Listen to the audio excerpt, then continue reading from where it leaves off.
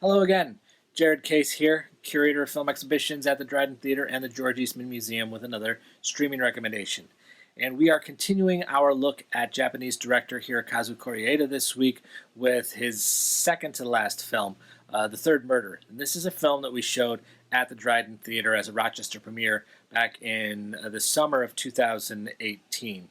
And it is probably the most plot-driven of Kore-eda's films. You might guess from the title, it is a murder mystery.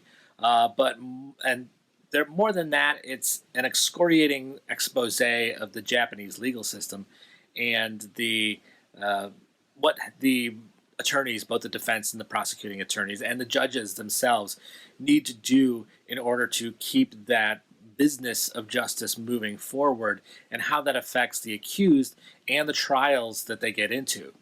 So the plot revolves around a man we meet at the beginning of the film, Misumi, who has killed his boss, who he had gotten fired from. He gotten fired from a factory, and he kills the boss who fired him and steals his money. And he's already admitted to this by the time the film starts.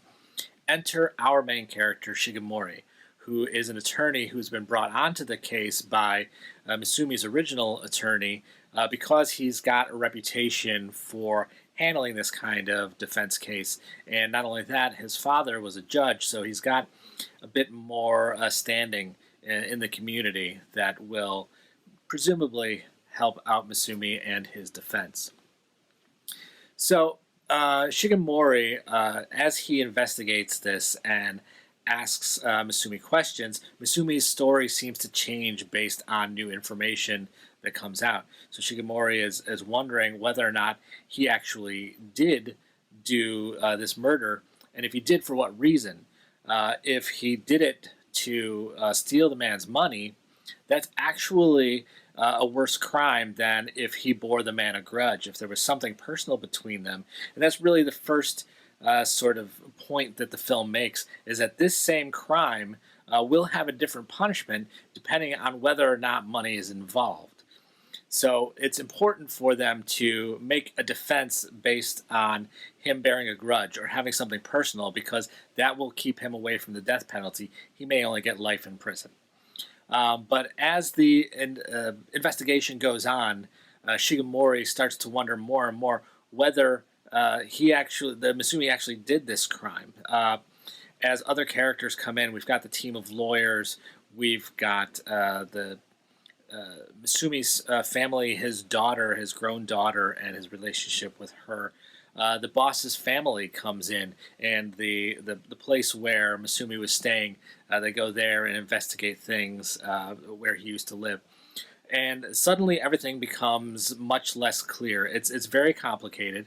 And not only is it complicated legally, it's complicated personally in terms of what Misumi feels and what he wants to protect, whether or not it has to do with him or it has to do with someone else. So plenty of twists and turns in here, but in a very Kore-eda way, in a very sort of stately Japanese way, as more of these revelations come to light.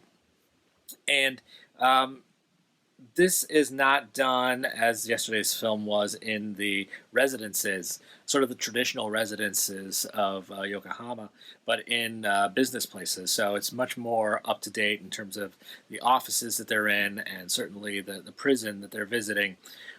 So, but the camera stays on people's eye lines, and the doubling and the reflection that Kore-eda uses in this to make comparisons and show the similarities between characters within this film, particularly in the interrogations, is really wonderful.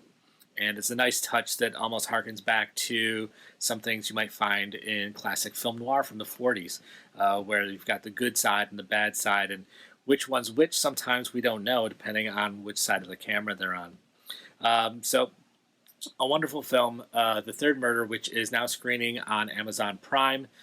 So please go watch that one. We'll come back. We've got one more Kore-eda for you. Okay, bye.